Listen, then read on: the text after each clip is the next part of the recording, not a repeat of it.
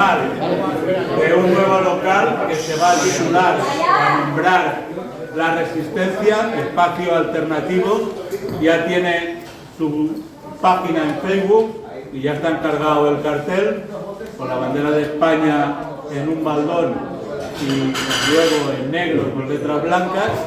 Y el objetivo de este espacio alternativo, que estará abierto desde las 10 de la mañana hasta las 8 de la tarde, de lunes a viernes y más si es necesario, es ser un espacio que sea libre y gratuito para que la gente pueda venir a hacer sus conferencias, grupos, asociaciones, colectivos, sus presentaciones de libros, a utilizar la sala de juntas, a utilizar los despachos, a utilizar los ordenadores, pero que se cumplan solamente 3 condiciones.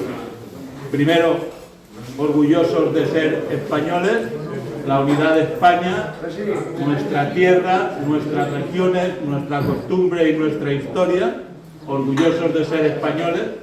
Segundo, los españoles primero los que estamos aquí cotizando y trabajando, no solo las personas, sino también los productos españoles primero, antes que los productos que vienen de fuera.